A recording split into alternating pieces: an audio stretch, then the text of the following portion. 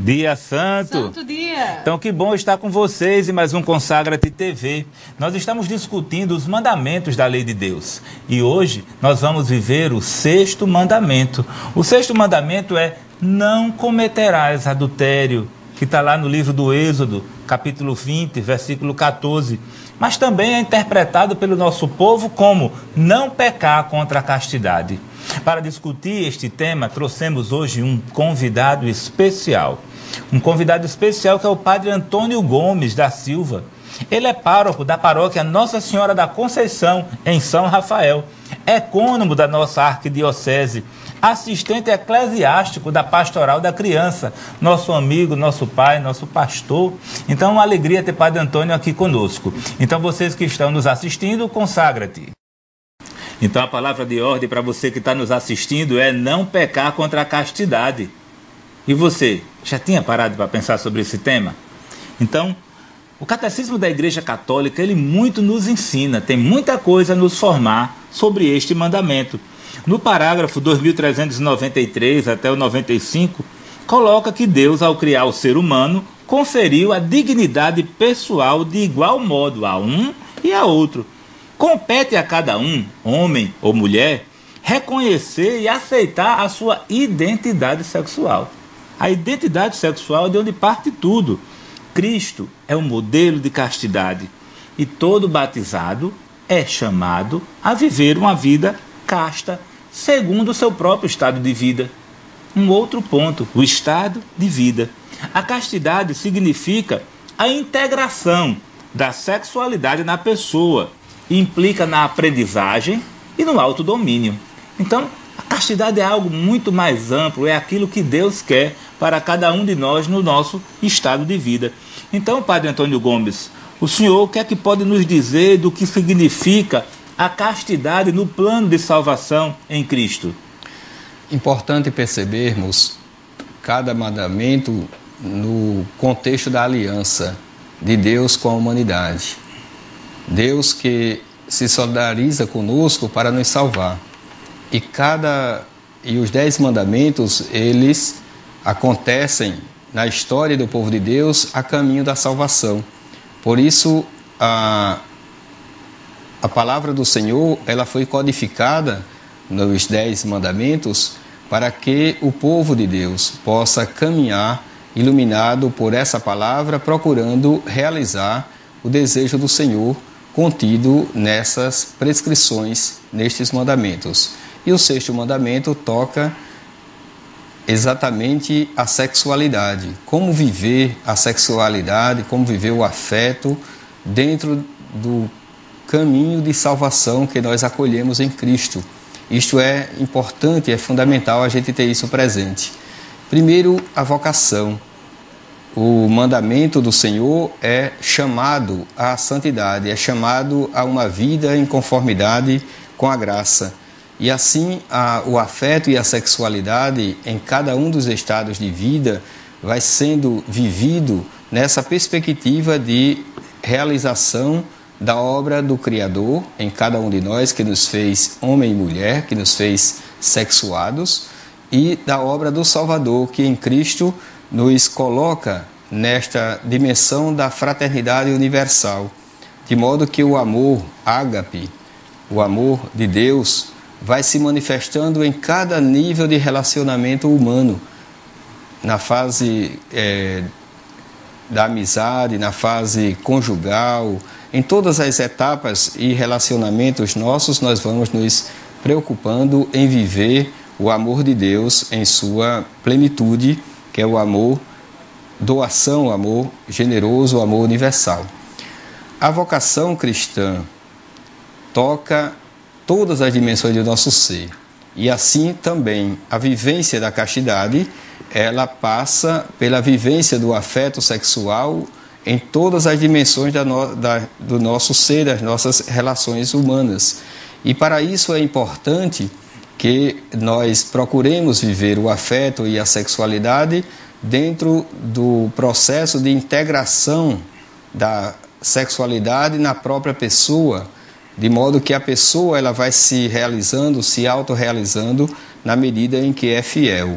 Assim, ela vive, é chamada a viver um processo constante de auto-entrega, de autodoação, primeiramente a Deus, pela fidelidade ao Senhor, mas também ao semelhante, no caso dos casados, né, aos cônjuges, aos filhos, ao cônjuge e aos filhos. Então, essa integridade da pessoa e da autodoação. A virtude que nos fortalece nesta caminhada é chamada de a virtude da temperança, a virtude do equilíbrio, a virtude da vigilância, do autodomínio que cada um de nós precisa ter para viver intensamente, mas sem exagero, a nossa vida e nesse aspecto do afeto sexual, nos relacionamentos autênticos para com a pessoa e para com a dignidade do ser humano. Todos os batizados somos chamados a viver a castidade, isto é, a viver esse equilíbrio no afeto sexual, para que a nossa vida possa corresponder ao chamado, ao projeto do nosso Deus, do Senhor, que é amor, fidelidade, que vive essa fidelidade no amor trinitário das santíssimas pessoas, Pai, Filho e Espírito Santo, e os humanos criados à sua imagem e semelhança também devemos fazer essa experiência do amor fiel na castidade.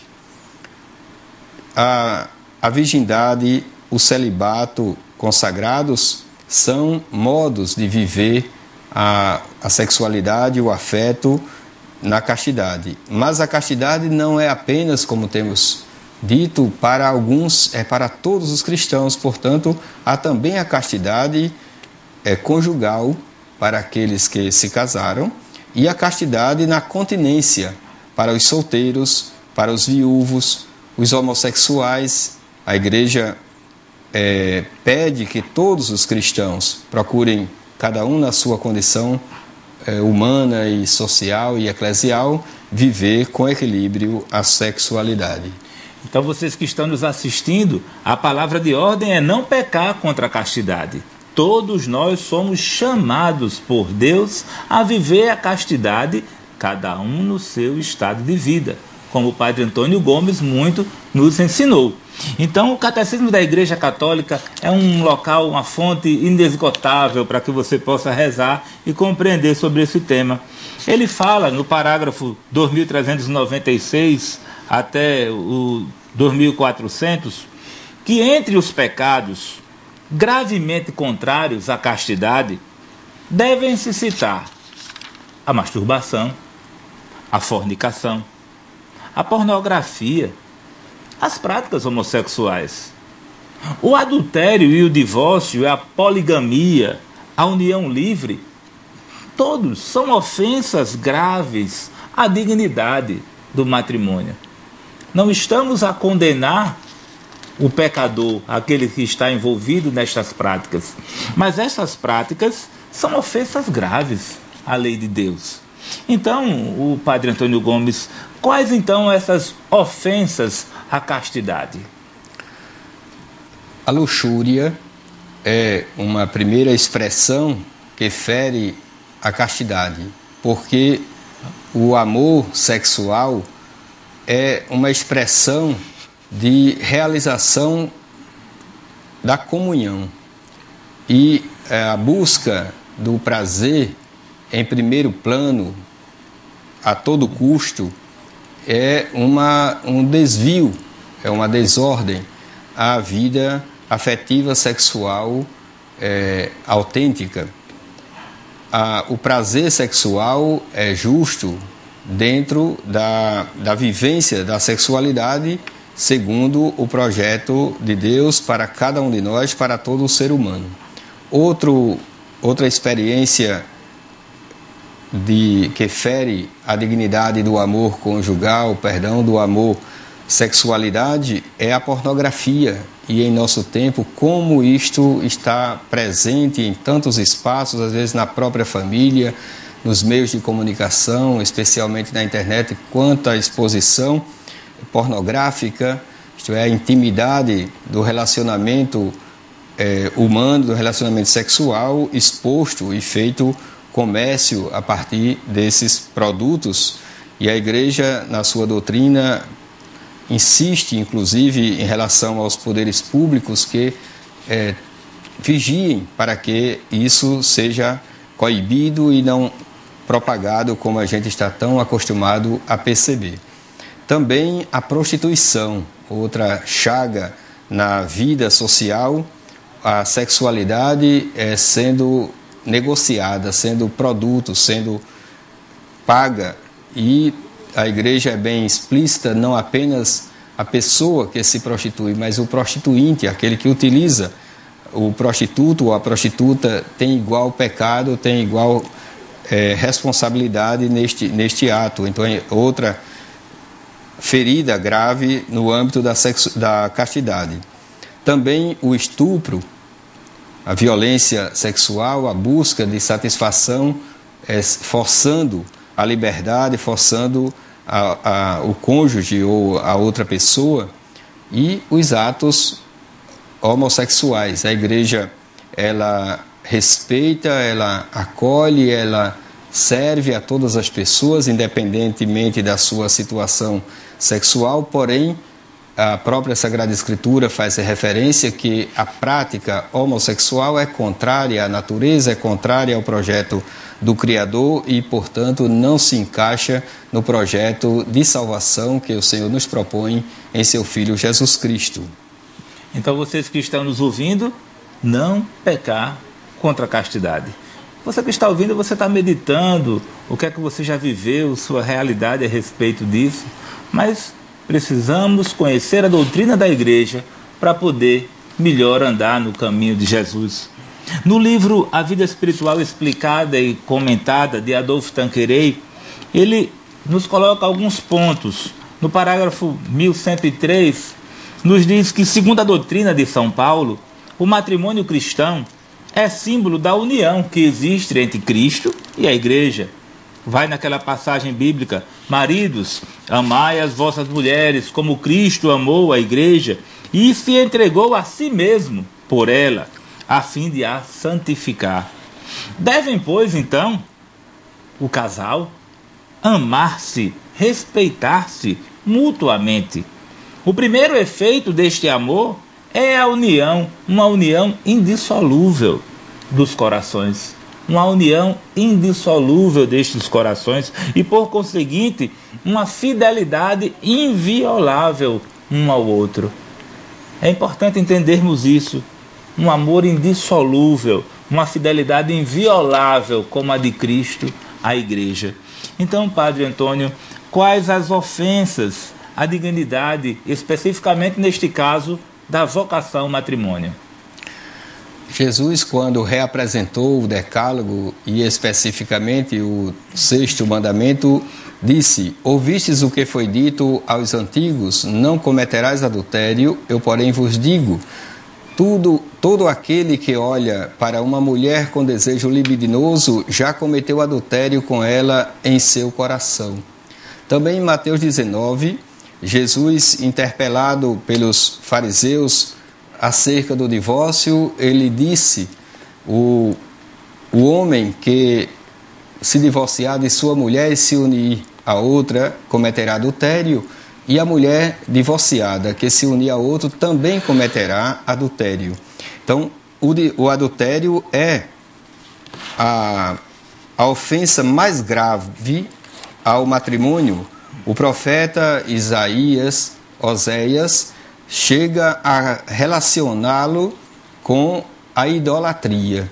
O drama vivido por uma família que testemunha a experiência dramática do adultério é semelhante ao do povo de Deus, que não consegue ser fiel ao Senhor, que comete o pecado da idolatria. O divórcio é outra expressão de ofensa ao matrimônio, como o Dr. César acaba de lembrar-nos, que o amor exige fidelidade.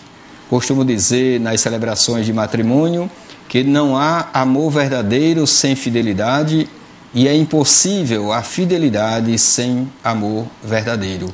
Porque Deus é amor, Deus é fiel.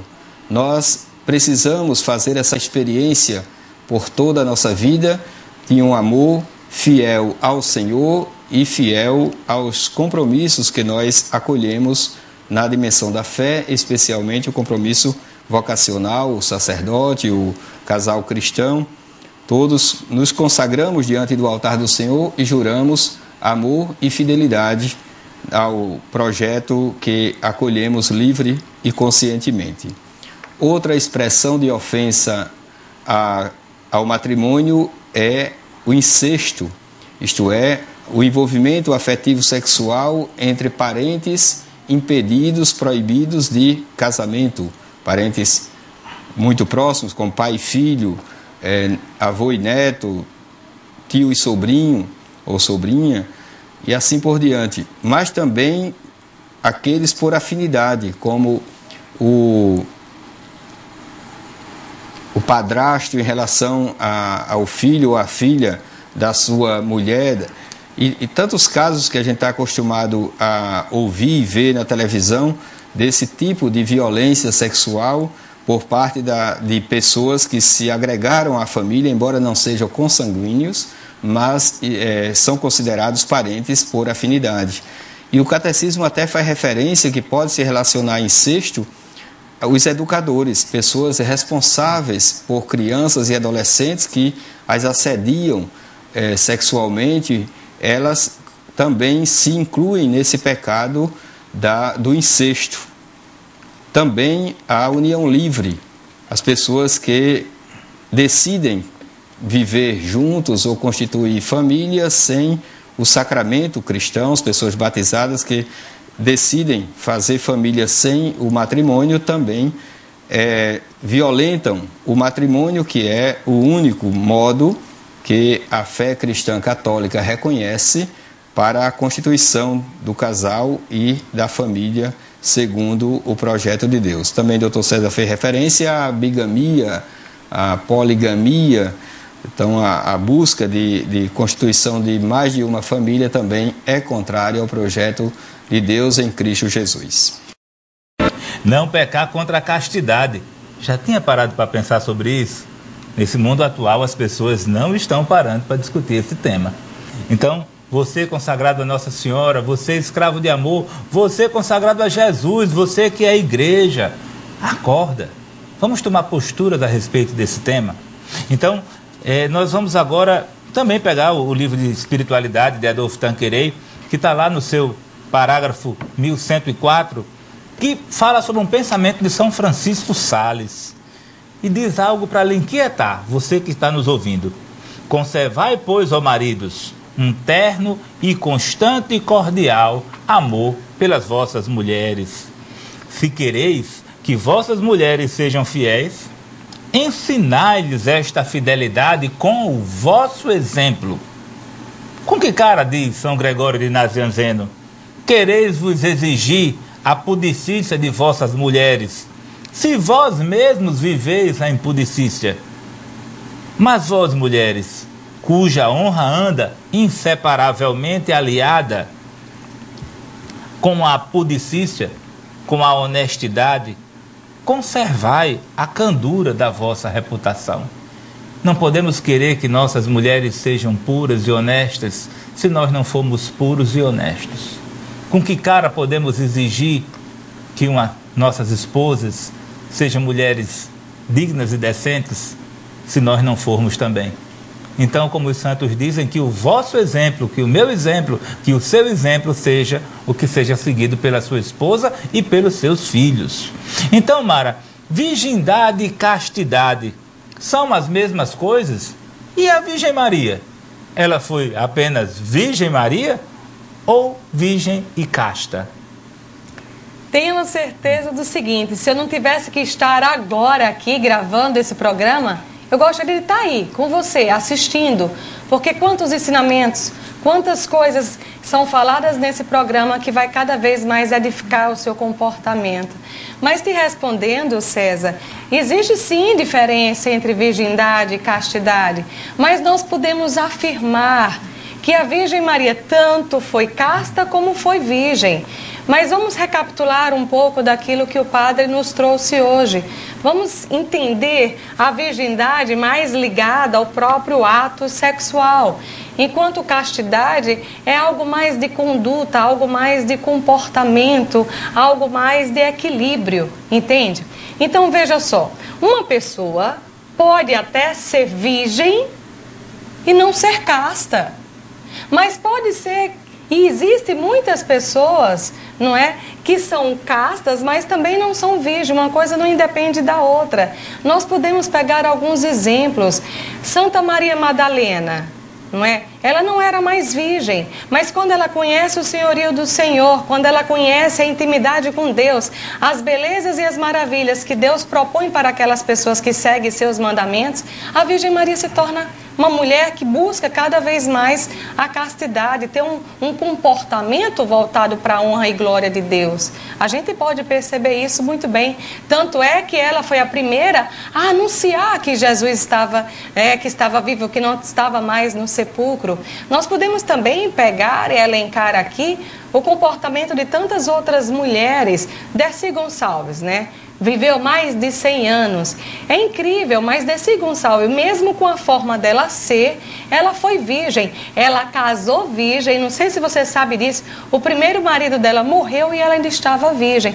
Mas o seu comportamento não refletia tanto a questão da moralidade, não é? A forma que você deve buscar a castidade tem que se espelhar na maneira de você falar. Será que sua boca tem falado palavras concretas que vai edificar o reino de Deus?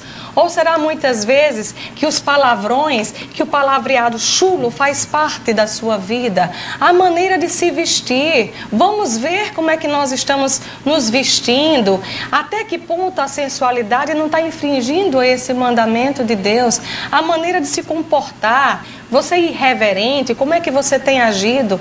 Por quê? Porque nós devemos buscar, sim, também a castidade, independente da virgindade ou não, não é? Nós vamos ter que ver que a castidade é a abstinência de todos os prazeres sexuais, não é? As pessoas podem dizer assim, mas eu ainda sou virgem. Sim, mas o seu comportamento, a sua conduta tem te levado a buscar a abstinência de todos os prazeres sexuais. Vamos viver isso, não é? Como é que você está vivendo? Você é virgem, mas está buscando a masturbação, a outros prazeres? Até que ponto a Virgem Maria pode também nos educar naquilo que vai seguir a Deus?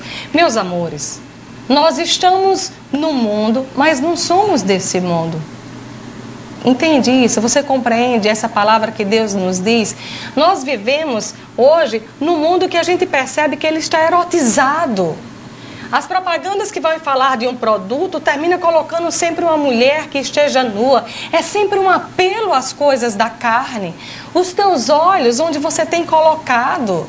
Se a gente assiste hoje um canal de televisão, se a gente muda um canal a mais, a gente vai ver cenas que não são agradáveis. Não é? Tem tantas cenas que parecem nas revistas, o que é que tem aparecido, o que é que tem se mostrado, apresentado. Nós passamos agora, há poucos dias, pelos dias dos namorados. E que apelo, meu Deus! Em vez de falar de candura, de respeito, que o namoro é algo que vai levar ao casamento, ao matrimônio, se associa namorado a sexo, a atos, a prazeres. Nós temos que reeducar nosso comportamento e educar os nossos, o que nós amamos. O que você tem escutado? Não é? A música faz parte desse mandamento também. Hoje, se a gente for pegar as músicas que estão passando nas rádios, não são músicas que vão nos inspirar a seguir a Deus, mas são tantas músicas que vão nos desviar o nosso comportamento, as danças. Você vai ter que descer até onde, meu irmão? Não chega ao inferno. Mas os teus comportamentos, as tuas condutas vão colocar isso. Quando coloca não adulterar, sim, nós não devemos trocar o amor de Deus, nós devemos respeitar o nosso corpo, o corpo do teu próximo. Cada vez mais, o nosso corpo é sede de uma alma espiritual. O nosso corpo, ele é templo do Espírito Santo. Quando você recebe Jesus na Eucaristia com o teu corpo, como é que tem sido feito isso? Então, nós temos que equilibrar sempre o que nós estamos fazendo. E quando você também coloca, César, a questão da Virgem Maria, virgem casta, sim. Lógico, a virgindade é um dogma de fé, não é? Nós podemos dizer que a Virgem Maria foi virgem antes, durante e depois do parto. Talvez você esteja dizendo, mas Mara, novamente isso? Sim. Nós devemos dizer isso todos os dias, afinal de contas, a virgindade de Nossa Senhora está no nosso credo, nós devemos assumir essa postura. Muitas pessoas até dizem que ela não é virgem, antes do parto sim, mas durante e depois do parto não. Meus amores, professe que a Virgem Maria é virgem sempre. Por mais que as pessoas queiram pautar até nas próprias escrituras que Nossa Senhora não é virgem, ela vai permanecer virgem. Ela vai permanecer virgem, independente dos seus conceitos. Se você pegar aquela palavra, não é, que os irmãos de Jesus estavam lá fora, irmãos para o aramaico, não queria dizer apenas irmã consanguíneo, mas irmão também da sua ligação, da sua parentela. Então isso não vai inviabilizar. Você pode também pegar a escritura e perceber quando é, não sei se você já teve um filho, mas se teve, se foi parto normal, quando foi que você teve a condição de se levantar, de se erguer, pegar teu filho e envolver com o manto? E a Virgem Maria fez isso. Então nós podemos perceber que mesmo a Virgem Maria sendo virgem, antes, durante e depois do parto, em nenhum momento ela perdeu a sua integridade. Tem uma outra palavra que vai dizer, né, que estava desposado com São José e antes de coabitar. Estar desposada de São José não significa que ela vivia uma vida conjugal, desposada, era como se fosse noiva. E coabitar não significava que elas ainda moravam juntos, mas que iriam habitar na mesma residência. A Virgem Maria sempre buscou o respeito do seu corpo. Se você precisa aprender sobre uma vida de pudor, uma vida regrada, olhe para Nossa Senhora, porque Nossa Senhora sempre teve pudor, maneira na forma de se vestir, maneira na forma de falar. Aquilo que ela não compreendia, ela simplesmente não passava para fora, ela guardava no seu coração. Aquilo que você escuta, que você sabe que não é agradável a Deus, não repasse. Peça perdão, peça misericórdia a Deus por aqueles que falam, mas você tem que ter cada vez mais uma vida voltada. Lembre-se sempre, o próprio Cristo quis colocar sua mãe como modelo de virgindade, como modelo de castidade, e que nós possamos também buscar essa vida em Deus. Ele convida que está nos assistindo, que a Virgem Maria seja modelo de castidade para você e para a sua parentela. Não tenha medo disso. E seguindo ainda no livro de Adolfo Tanqueray, na Vida Espiritual Explicada e Comentada, ele fala que nada assegura melhor esta mútua fidelidade do que a prática da verdadeira devoção, uma devoção verdadeira. E que nós, Fraternidade Discípulos da Mãe de Deus, anunciamos Jesus através da verdadeira devoção à Santíssima Virgem, ensinada por São Luís de Montfort, no nosso caso. Em particular, esta fidelidade vai ser vivida pela oração em comum. E, assim, devem as mulheres desejar que os seus maridos sejam confeitados do açúcar da devoção. Porque um homem sem devoção, se é você que está me ouvindo, um homem sem devoção é como um animal severo, um animal áspero, um animal rude. E os maridos devem desejar que as suas mulheres sejam devotas.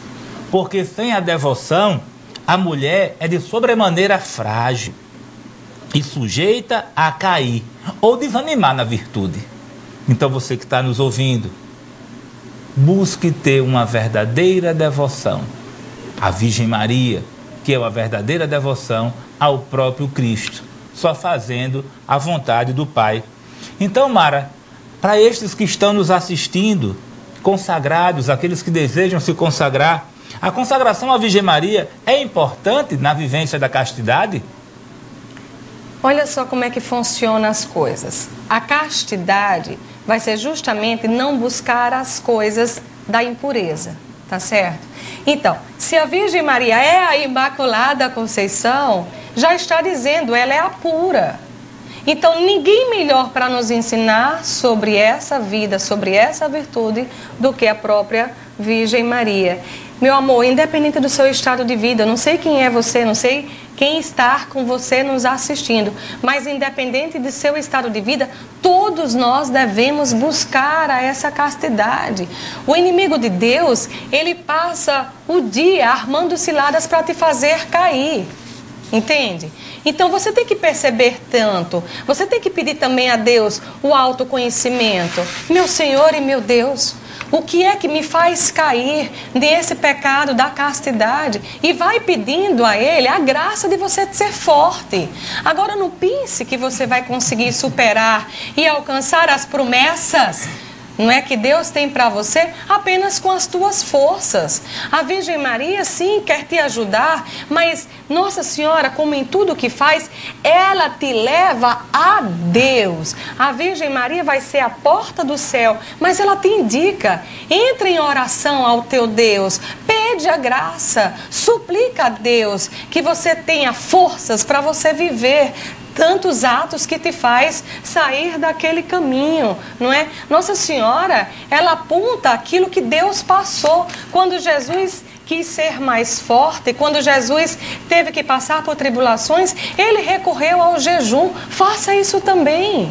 Eu não sei quais são os motivos das tuas quedas, mas que você morra para aquilo que são as tuas tentações. Busque mortificações. Nossa Senhora está nos dizendo isso nas diversas aparições, essa necessidade que temos de fazer. Veja só, não é? A vida sacramental, ela é importante. O padre está aqui e ele tem os ouvidos que muitas confissões já escutaram. Quantas pessoas chegam para esse sacerdote: padre, pequei contra a castidade, e ele absolve, mas ele, como Jesus, vai dizer: não volte mais a pecar. Entende? Faça isso, se levante, reflita, possa buscar essa vida mais voltada. A consagração à Virgem Maria é uma consagração que vai fazer entregar tudo a Nossa Senhora para que ela entregue a Deus, tá certo? Então, entregar tudo significa entregar todos os valores, todos os méritos. Entregue à Virgem Maria os teus desejos, as tuas vontades, e ela vai fazer uma grande graça na tua vida. Então, vocês que estão nos ouvindo, rezar um pouco. Você, ao ter ouvido essas palavras, pode ter ficado inquieto. E eu lhe digo, não vos inquieteis. Procure um sacerdote. Você vai procurar um sacerdote para se purificar destes pecados, para receber uma orientação. Se confesse. Então, você que está nos ouvindo, te peço para entregar o teu coração a Deus, pedir à Virgem Maria que lhe acolha e faça esse pequeno momento de reflexão. Eu tenho me comportado evitando aquilo que provoca sentimentos impuros, anedotas, músicas, embriaguez, filmes, fotografias, pornografia, internet. Estou consentindo esses pensamentos pecaminosos? Será que eu faltei com a minha fidelidade conjugal em pensamentos, em ações? Ou será que cometi o adultério? Se eu cometi algum pecado impuro contra a natureza, homossexualismo masculino, feminino? Será que eu pequei contra o meu próprio corpo com masturbação, masoquismo, sadomasoquismo? Será que eu fui ocasião de queda para a castidade dos outros? Através de minhas roupas, através do meu olhar, através da minha forma de me expor? Será, meu Deus, que eu tenho mantido amizades particulares com pessoas que me levam à infidelidade, que me levam a cair contra a castidade? E será que eu não estou disposto a abandonar a estes que me levam para o mau caminho? Então, você que nos assiste, que não se inquiete se você tiver caído em alguma dificuldade. Quem sabe até este seja o espinho que está cravado na tua carne, como São Paulo, que tinha um espinho cravado na dele, que não sei se era este, mas pode ser que esse seja o seu espinho. Mas é na fraqueza que você se faz forte. Então, na fraqueza, procura um sacerdote. Procura um sacerdote para que você possa ser redimido pelo sangue de Jesus Cristo, purificado, reviginizado, purificado pelo próprio nosso Senhor Jesus Cristo. Então, agora nesse momento, o Padre Antônio Gomes fará as suas considerações finais. Ele, como um sacerdote que vive o seu magistério, que vive a plenitude da castidade, que ele possa fazer as suas considerações e, por fim, nos abençoar, para que possamos estar fortes, que é na fraqueza que me faço forte, como diz São Paulo. Então, Padre, suas considerações.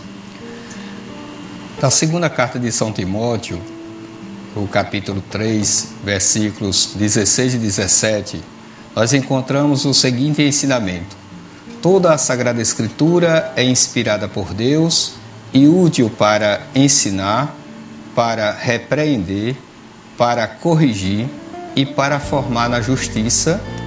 Por ela, o homem de Deus se torna perfeito, capaz de toda a boa obra.